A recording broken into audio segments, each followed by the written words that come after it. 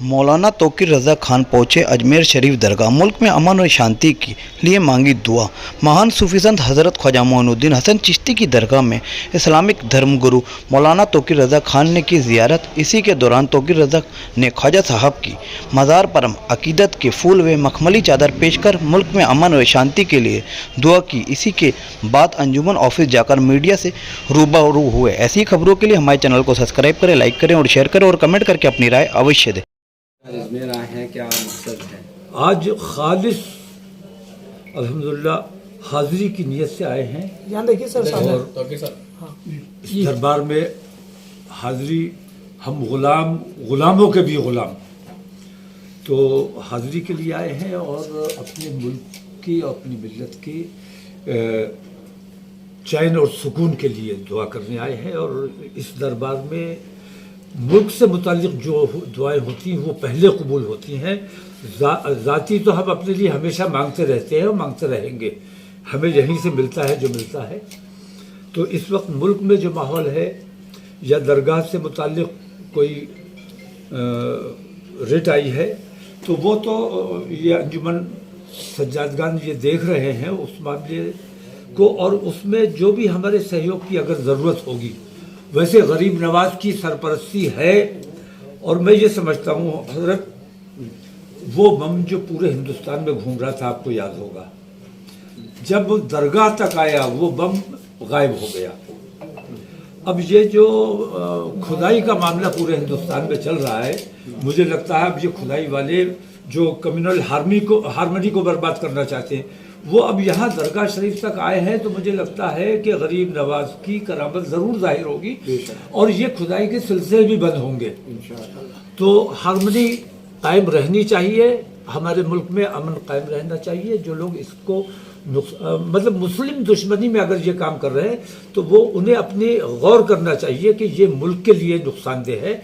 अपने मुल्क को नुकसान इस वजह से मत पहुँचाओ कि मुसलमानों को नुकसान पहुँचाना है। दादा जी, अभी आपने बोला खुदाई वाली बात बोली आपने, ऐसे भारत में कहाँ ऐसा हो चुका जो आप बात कर रहे हैं? नहीं, कहाँ हो रहा है इस वक्त उस तफसील में जाने की ज़रूरत नहीं है। कुछ गैर कानूनी कुछ काम हो रहे हैं और वो इसलिए नहीं है कि उन्हें खुदाई असल में करवाना है। असल में वो जो मुल्क में कम्युनल हार्मनी है उसको तोड़ना चाहते हैं, उनका असल मकसद ये है। और मैं ये समझता हूँ, हम तो इंतज़ार में बैठे हैं कि हुकूमत की अंतरात्मा जब जागेगी तो उन्हें खुद लगेगा कि ये देश को नुकसान पहुँचाने का काम हो रहा है और वो इसे कंट्रोल करेंगे। माननीय न्यायालय के जो भी फैसले अभी तक आए हैं और जो आएंगे उस पर यकीन है और उस पर उसको एक्सेप्ट करेंगे? प्लेसेस ऑफ वर्शिप एक्ट की मौजूदगी में जितनी भी याचिकाएं अदालतों में स्वीकार की जा रही हैं वो तमाम की तमाम गैर कानूनी हैं। ऐसे तमाम मुकदमात को पहली फुर्सत में अदालतों को बर्खास्त कर देना चाहिए और जो ऐसे याचिका करता है उनको पनिश किया जाना चाहिए, उन पर जुर्माना आज किया जाना चाहिए।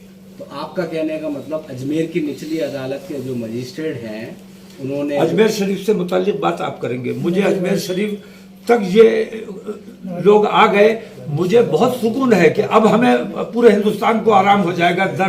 अजमेर शरीफ वाले बैठे हैं तो हमें कोई डर नहीं है। मुझे यकीन है कि अब पूरे हिंदुस्तान को आराम मिल जाएगा। अब गरीब नवाज तक बात आ गई है, अब गरीब नवाज खुद देखेंगे और मैं समझता हूँ कि हिंदुस्तान में जो माहौल बिगाड़ा जा रहा है वो खुद ब खुद ठीक होगा। संभल वाली घटना पर आप क्या कहना चाहते हैं? संभल में जो हुआ है दुनिया के सामने है और जो बेईमानी हुई है, जो हत्याएं की गई हैं और वहाँ जो पाबंदी लगाई गई है वहाँ जाने पर, वो इसीलिए लगाई गई है ताकि वहाँ जो इन्होंने बेईमानियाँ की हैं उनको किसी तरह से मेकअप कर पाएं। और अब एक खोका मिल गया है कि मेड इन अमेरिका है या क्या है, पाकिस्तान से भी कनेक्शन जो, तुम भाई कहीं से भी कनेक्शन जोड़ दो। हम सच्चे हिंदुस्तानी थे और हैं और रहेंगे। हम अपने मुल्क के मफाद में सोचते हैं और अपने तमाम हिंदुस्तानियों को अपना भाई समझते हैं। तो हमारा कनेक्शन कहीं से नहीं है। हमारे जो बच्चे कत्ल किए गए हैं वो पुलिस ने संभल को आग में झोंकने के लिए पुलिस ने जानबूझ के उनका कत्ल किया है। वो तमाम बच्चे हमारे शहीद हैं और उनको इंसाफ मिलना चाहिए। वहां की उचित स्तरीय जांच होनी चाहिए और जांच तब तक मैं समझता हूं कि ईमानदार नहीं हो सकती जब तक वहां के अधिकारी वहां से नहीं हटाए जाएंगे। अधिकारियों का तबादला वहां से करके नए अधिकारी होंगे तो जांच का कोई मतलब है। अच्छा भैया जी, अभी आपने कहा वहां पर जिनकी डेथ हुई उनको शहीद कहा आपने, इसी बयान को लेकर आपको जाने से रोक भी दिया था। नहीं, इस बयान को नहीं, मुझे नहीं, वहां किसी को भी जाने की, क्योंकि पुलिस ने जो बेईमानियां की हैं वो तमाम चीजें छुपाने के लिए उन्हें टाइम चाहिए जी। तो 10 तक अभी वहां पाबंदी लगाई हुई है जी। और जिन जिन के गोलियां लगी हैं, छर्रे लगे हैं या जो कुछ भी लगा है, उन तमाम से उनके बयानात बदलवाने की कोशिश की जा रही, दबाव बनाया जा रहा है और कितने लोगों पर दबाव बना लिया गया, लेकिन अक्सरियत जो है वो अपने बयान पर कायम है। ठीक है, चलिए, बहुत शुक्रिया। अच्छा, और जो डेथ हुई उनके परिजन और उनके लिए कुछ मांग रख रहे हो आप उत्तर प्रदेश सरकार से? उनके लिए हम उत्तर प्रदेश सरकार से कुछ नहीं चाहते, हम केंद्र सरकार से कुछ नहीं चाहते। हम जिस लायक हैं उन लोगों की जो मदद हो सकती है वो की जाएगी, उनको कहीं तकलीफ नहीं होने दी जाएगी। और उनके मुकदमात में भी, अगर मैंने देखा है जिनके हजरत गोली लगी हुई है वो ही मुलजिम भी है, मुजरिम भी है, उनको अरेस्ट भी किया हुआ है। ये 75 साल से हो रहे हैं और 10 साल से तो हम ही मारे जा रहे हैं और हम ही मुजरिम हैं, इससे भयानक कोई झूठ नहीं हो सकता। तो ऐसे झूठ हिंदुस्तान में अगर बोले जा रहे हैं तो ये हिंदुस्तान के लिए अच्छा नहीं है। हमारा मुल्क अमन अमान का मुल्क है और हिंदू मुस्लिम एकता, तमाम मजहब के लोग यहाँ गुलदस्ते की तरह रहते हैं।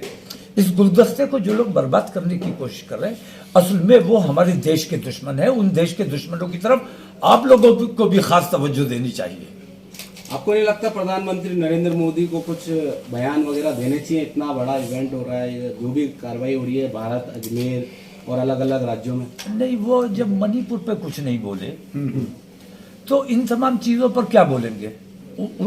फिरका परस्ती फैलनी चाहिए और अंग्रेजों वाली पॉलिसी के बांटो और राज करो, उसी पॉलिसी पर आज की हुकूमत काम कर रही है और ये मैं समझता हूँ हमारे देश के लिए बहुत घातक है। वो इस बात को महसूस, जो भी कार्रवाई हो रही है भारत, अजमेर और अलग अलग राज्यों में। नहीं, वो जब मणिपुर पे कुछ नहीं बोले तो इन तमाम चीजों पर क्या बोलेंगे? फिरका परस्ती फैलनी चाहिए और अंग्रेजों वाली पॉलिसी के बांटो और राज करो, उसी पॉलिसी पर आज की हुकूमत काम कर रही है और ये मैं समझता हूँ हमारे देश के लिए बहुत घातक है। वो इस बात को महसूस नहीं, मुझे यकीन है कि इनकी अंतरात्मा जरूर जागेगी अगर मरी नहीं है। ठीक है, ख्वाजा गरीब नवाज की जियारत की है, क्या मांगा है आपने ख्वाजा साहब? मैंने अपने मुल्क में अमन व अमान मांगा है और इन बेईमानियों का पर्दाफाश हो। मुझे यकीन है कि गरीब नवाज की तरफ से कोई करामत ऐसी जरूर जाहिर होगी, ये हमारा अकीदा है। और हिंदुस्तान के तमाम मुसलमानों की सबसे बड़ी अगर कोई सरपरस्ती है तो वो हुजूर गरीब नवाज की सरपरस्ती है। इसी सरपरस्ती में हिंदुस्तान के मुसलमान रहते हैं। पीएम की चादर आती है हमारे यहाँ। हाँ, नहीं, जब पीएम की चादर आती है और कोई भी पीएम हो, आज नरेंद्र मोदी है, उनकी भी आती है, तो जहां पीएम की चादर आती है वहां आप अगर कुछ तलाश करने की कोशिश कर रहे हैं तो ये खराब बात है। मैं एक बात कहता हूं कि देश को खोदने में देश की तरक्की नहीं है।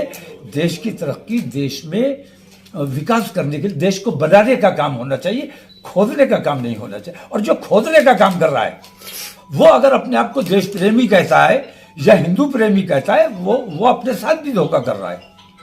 बहुत बहुत शुक्रिया आपका।